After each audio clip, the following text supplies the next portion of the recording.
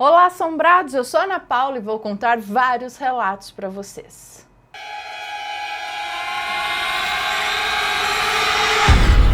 Histórias assombradas. Antes de começar, eu só queria deixar um recado aqui para vocês, que as luminárias sem fio aqui da Loja Assombrada estão neste mês de dezembro em promoção. Todas as luminárias sem fio estão de R$ 49,90 por R$ 39,90.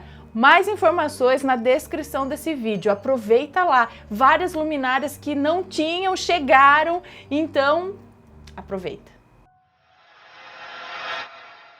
A creche. A moça que nos conta esse relato mora em Marília, interior de São Paulo, e tem 29 anos. E isso aconteceu com a mãe dela, a Matilde. Matilde cresceu em um sítio e, como sendo a segunda mais velha de 10 irmãos, logo se acostumou a trabalhar, né? Trabalhava desde cedo para ajudar a sustentar a casa. Nessa época, ela tinha uns 20 anos e trabalhava em São Paulo. E no final do mês, ela vinha para a casa dos pais para visitá-los no interior e deixar um pouco do salário para ajudar. Só que no final daquele ano, não sobrou muito dinheiro para ela ir visitar os pais, então ela não pôde ir.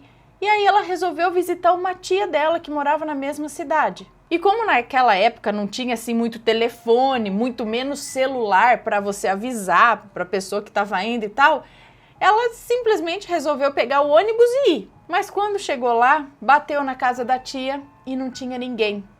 E ela teve que voltar para trás. Chateada, voltou, pegou o ônibus ainda muito triste. Quando um rapaz branco, de cabelo bem escuro, olhos bem azuis, chegou até ela e disse que não era daquela cidade e que procurava por um tal lugar. O moço se chamava André.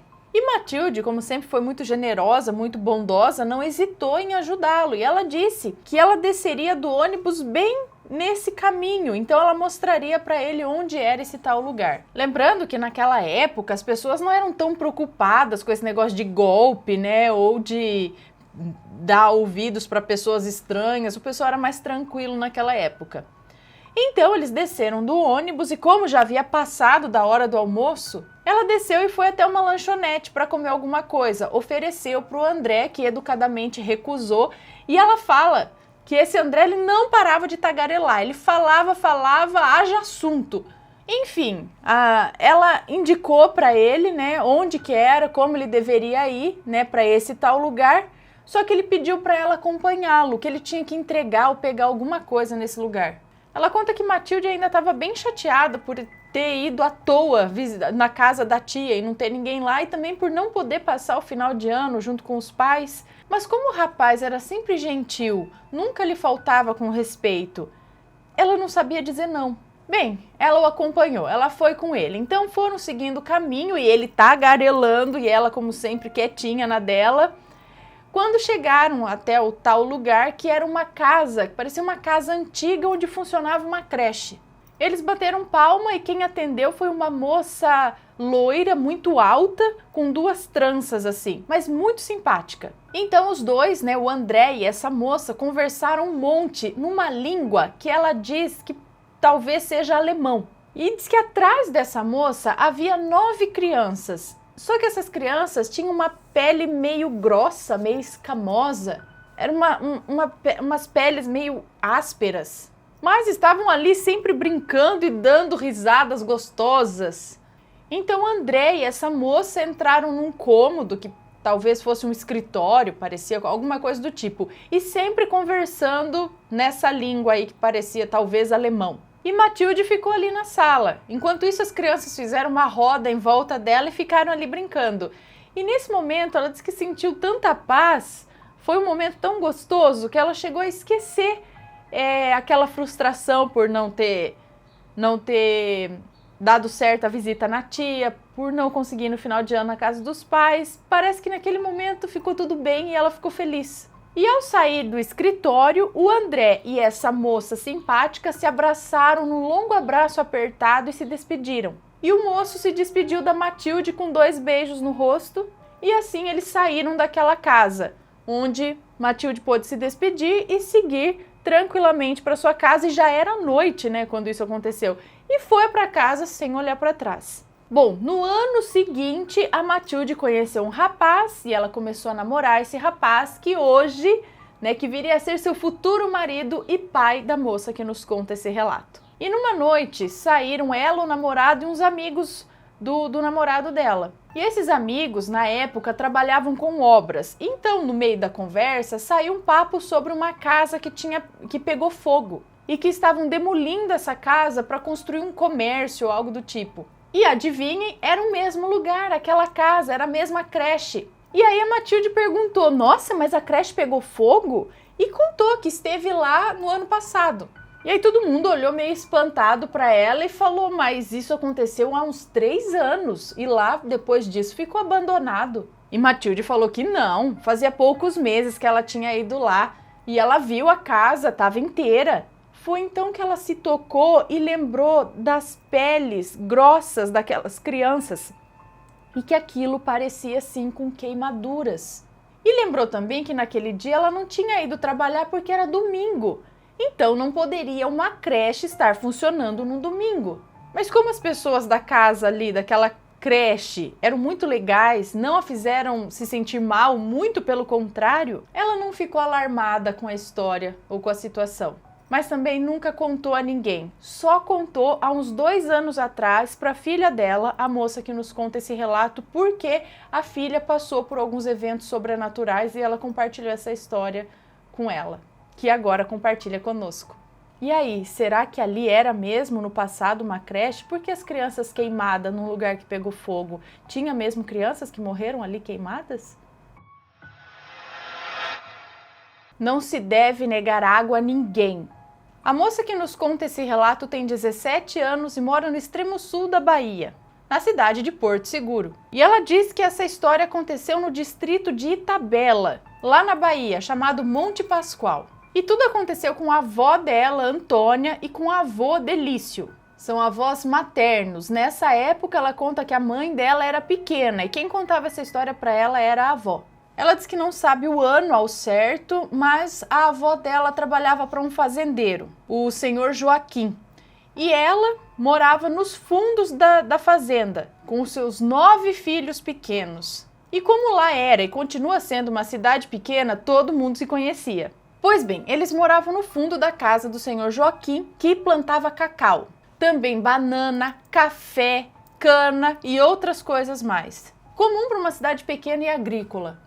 Bom, no fundo dessa casa tinha um poço e o seu Joaquim permitia que as pessoas ali da redondeza fossem pegar água desse poço. E quem cuidava da distribuição dessa água era o Delício, o avô dela, que também cuidava das plantações, dos bichos, galinha, pato, porco e tudo mais. Enquanto Antônia, a avó dela, cuidava da casa dos patrões, né? Limpeza, comida e tudo mais. O problema é que algumas pessoas que iam pegar água acabavam roubando frutos ali das plantações do senhor Joaquim. E aí o seu Delício não percebia. E o seu Joaquim, ao perceber que estava sendo roubado pouco a pouco, decidiu cortar o fornecimento de água para as pessoas, para o povo dali. E deu ordem para o seu Delício não deixar ninguém mais entrar para pegar água do poço. E diz que o problema começou a partir desse dia. Diz que uma vez chegou um homem com um balde e pediu para pegar água. E Delício, por ordem do seu Joaquim, disse que ele não podia entrar para pegar água.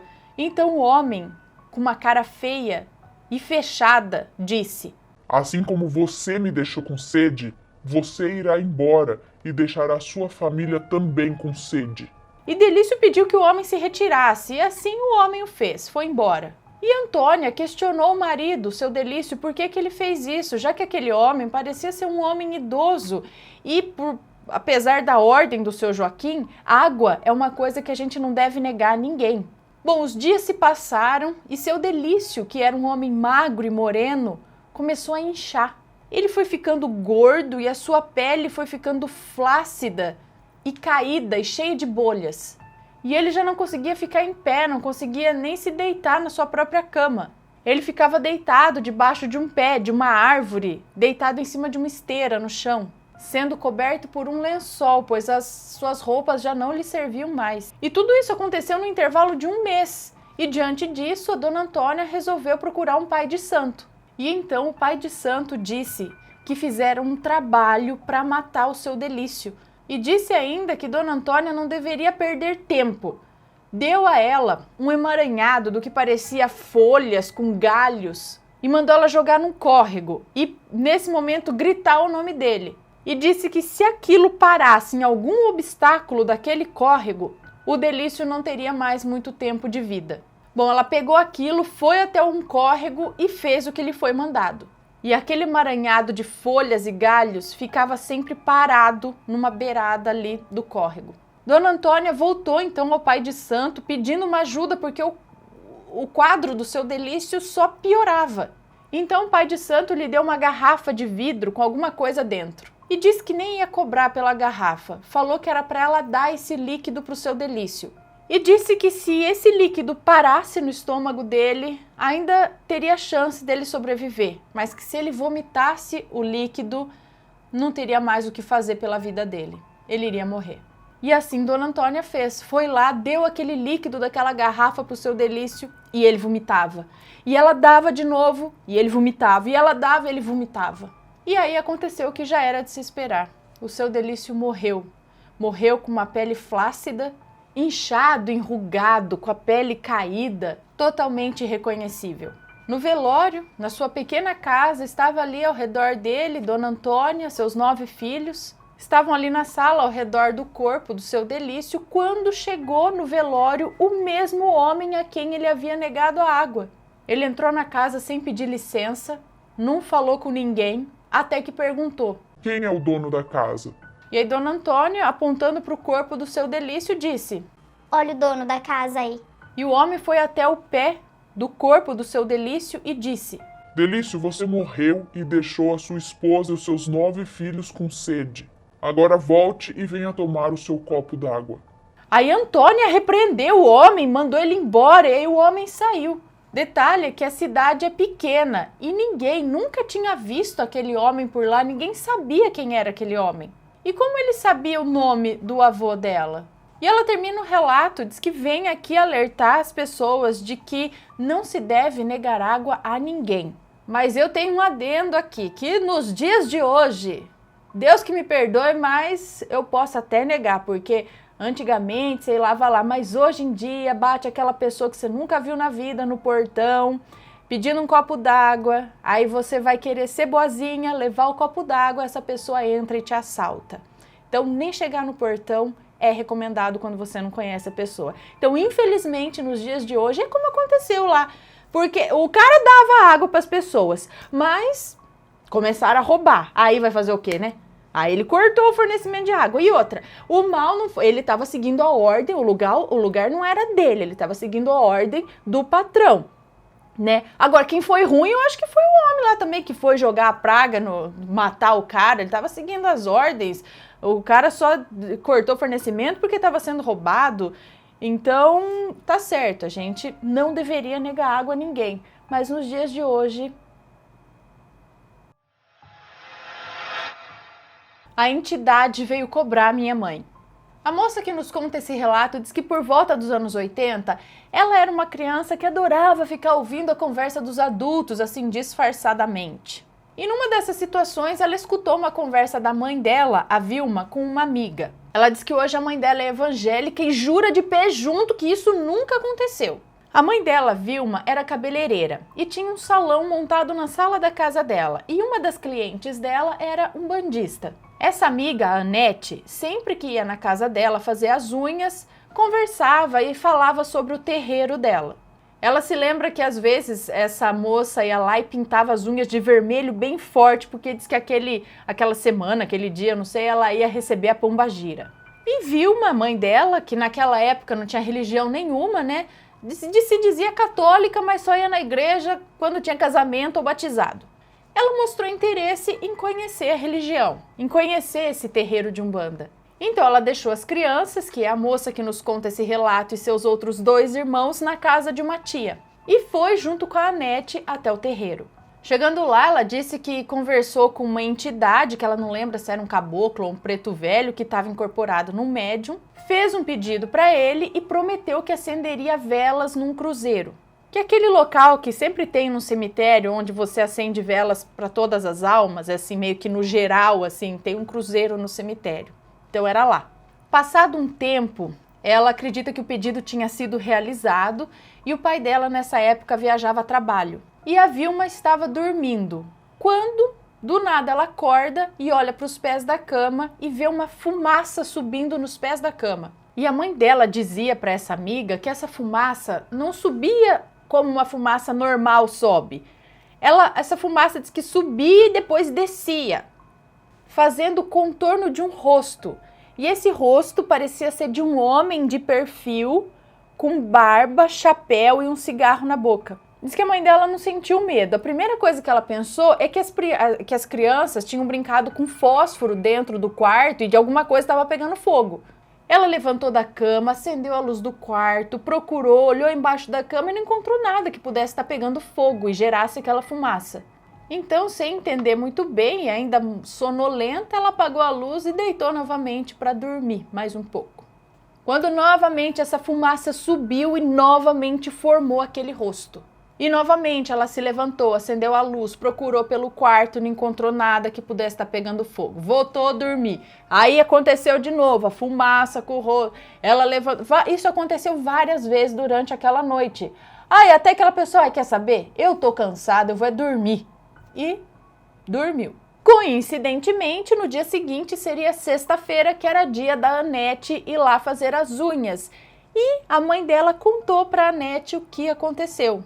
E a Anete, assim que a Vilma descreveu como era aquele perfil que a fumaça formava, imediatamente a Anete disse que era aquela tal entidade que estava incorporada no médium, que ela conversou e fez o pedido. E ela perguntou para a Vilma se a Vilma não estava devendo nada para essa entidade. E aí na hora a Vilma lembrou das velas que ela prometeu que acenderia no cruzeiro para a entidade e não acendeu. Então a Anete disse que ele veio cobrar, porque provavelmente o pedido tinha sido atendido e ele veio cobrar a promessa. Ele queria as velas. E naquele mesmo dia, assim que terminou as unhas da Anete, a Vilma aproveitou que as crianças estavam na escola, comprou as velas, foi até o cemitério mais próximo ali para acendê-las. E depois disso, nunca mais aconteceu nada parecido. E fica a dica. Cumpra sempre as suas promessas, seja ela para entidade, para morto, para vivo. E se a pessoa não tem condições de cumprir uma promessa, então não faça. Porque a pessoa a quem foi feita a promessa vai ficar esperando. Pessoa, entidade, sei lá, espírito. E é isso aí, pessoal. Por hoje é só. Espero que tenham gostado desses relatos. E se gostaram dos relatos, deixa um joinha, se inscreve no canal, segue a gente nas redes sociais e compartilha esse vídeo com seus amigos. Um beijo para vocês e até o próximo relato. Tchau!